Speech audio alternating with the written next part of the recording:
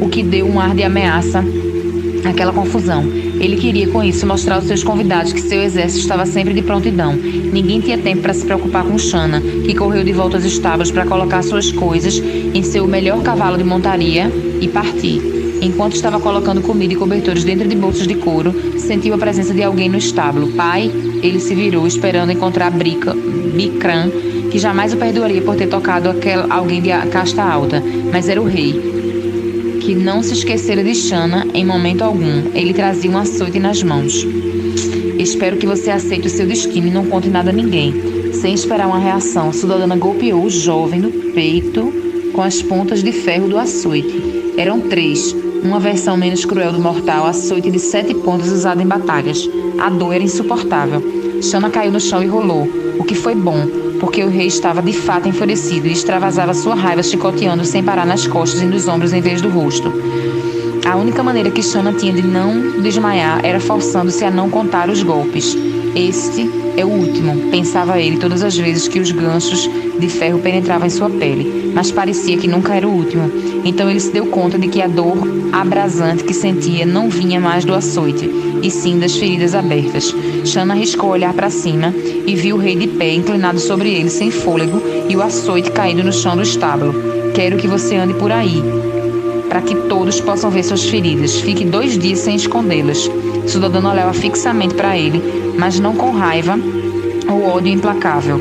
Shanna quase conseguia ver pena em seus olhos, como se estivesse punindo seu próprio filho.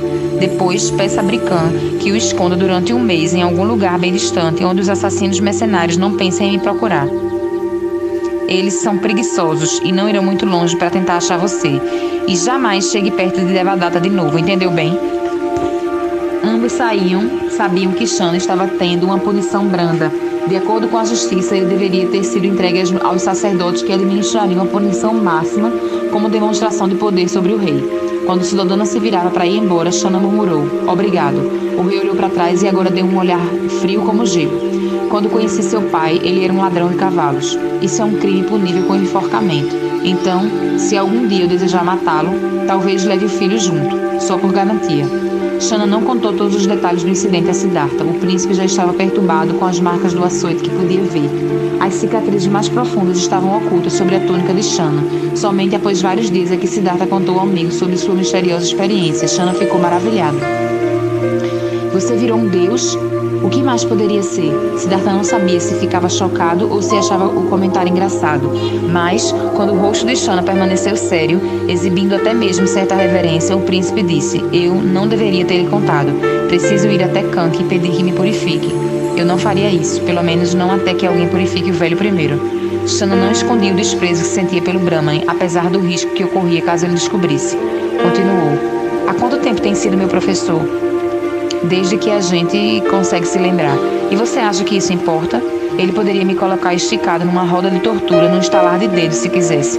Ele acha que eu sou um animal e tenho o respaldo das escrituras." Siddhartha parecia triste. "E eu não sou muito melhor." Shanna ficou aturdido com o rosto vermelho. Siddhartha prosseguiu: "Quer dizer, o sistema de castas mantém minha vida perfeita. Foi essa a palavra que você usou, não é? Não importa se você é mais forte do que eu, ou mais inteligente ou mais corajoso. O fato de nós termos nos abraçado quando você entrou por aquela porta, hoje poderia significar uma sentença de morte, caso meu pai desejasse." Shanna empertigou-se. "Eu sou mais forte do que você. Essa parte é verdade. O resto também é verdade", disse Siddhartha sem conter seu sorriso. "Você pode mudar o mundo, já que ele é seu, para você fazer o que quiser.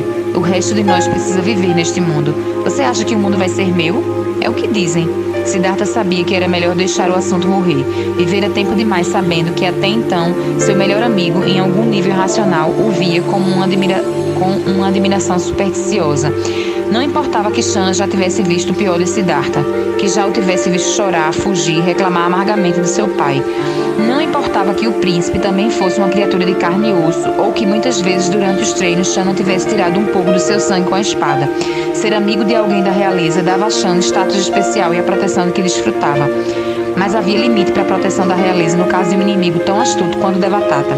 Siddhartha se deu conta de que a vida toda pensara em seu primo com uma sensação de ansiedade.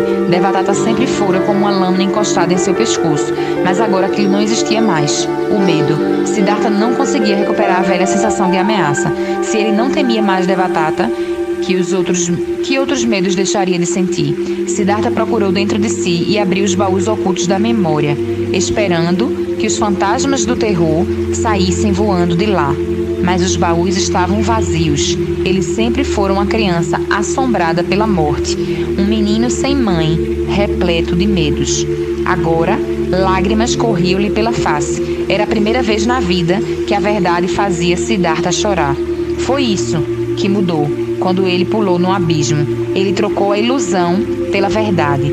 Sentia-se purificado, mas ainda assim, uma parte dele não estava alegre. Como deveria se sentir sabendo que era o único homem que não tinha medo? Seu pai tinha medo, apesar das batalhas que vencia. Kanki tinha medo, apesar de ser favorecido pelos deuses. Shani tinha medo, apesar de suas demonstrações de coragem. Nenhum deles seria capaz de entender essa mudança em Siddhartha. Talvez até viessem a odiá-lo por isso. Com as cortinas cerradas e uma vela da qual restava apenas uma tênue fagulha, o quarto de Sujata estava quase sempre totalmente escuro. Deitado em sua cama, olhando para o teto, continuava ensaiando em sua mente o que deveria ter dito a Siddhartha.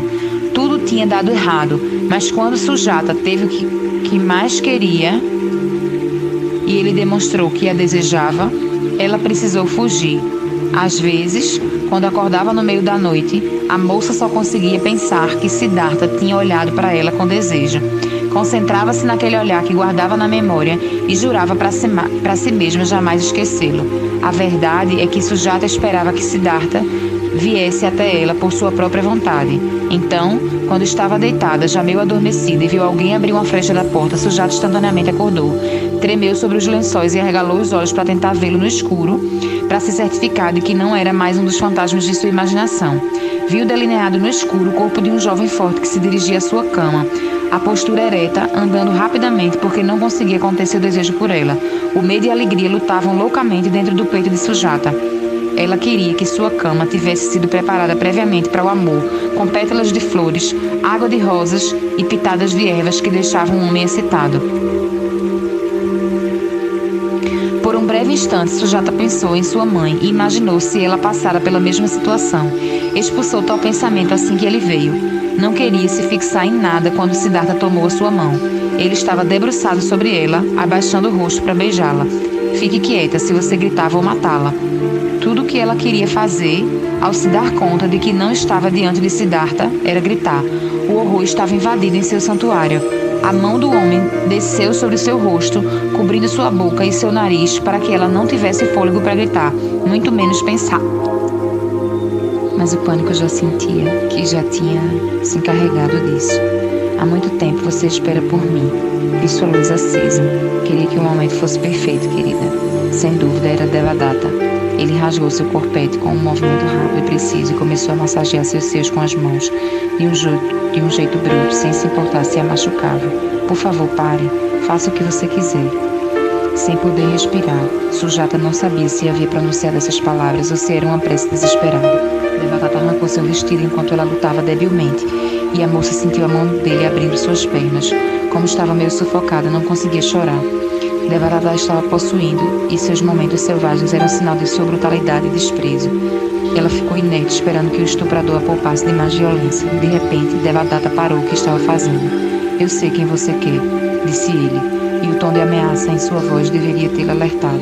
Mas Sujata, sabendo que já estava morta, sentiu uma onda de alívio. A única compaixão que lhe restou foi que Devadatta agiu rapidamente no escuro. Ela nem viu ele puxar a adaga de lâmina ondulada. Lembre-se de que a última coisa que você viu fui eu. Grunhiu ele no instante em que ela pôde ver a lâmina. Sujata ouviu um grito, que talvez fosse o dela própria. Depois veio a dor lá lancinante e ela então parou de respirar. Foi-lhe poupado o espetáculo de Devadatta saindo de cima de seu corpo com um grunhido. Ele tentou se controlar, mas suas mãos tremiam. Devadatta percebeu que estava em apuros. Alguém poderia chegar ali a qualquer momento. Não havia tempo a perder. Acalmou-se e começou a lidar com a situação. Enrolou o sujato em lençóis e amarrou seu corpo com as cordas da cortina. Passou facilmente pelos guardas sem ser visto e encontrou o cavalo de uma sentinela amarrado perto dos portões. Colocou o corpo no lombo do animal e galopou em silêncio até o rio. Mara já estava lá. Ficou observando enquanto Devadatta, que era forte o bastante para carregar o corpo sem um murmúrio, aproximava-se da água. Faça ela afundar com as pedras. Devadatta lançou-lhe um olhar de ódio e atirou o corpo na água. Os lençóis não estavam bem amarrados e subiram até a superfície do rio. Uma mancha branca fantasmagórica, como velas de um barco à luz da lua. Os lençóis retiveram bolhas de ar, de forma que Sujata não afundou de imediato e a corrente forte começou a levá-la para longe. Devadatta não esperou. Queria se esquecer de que Mara estava ao seu lado. Não ao seu lado, meu caro, dentro de você. Devadatta tremeu em seu desespero. Ele não tinha dúvida de que os deuses não existiam, mas naquele momento entendeu por quê. Quando o horror da vida finalmente se revela, alguém precisa inventá-los.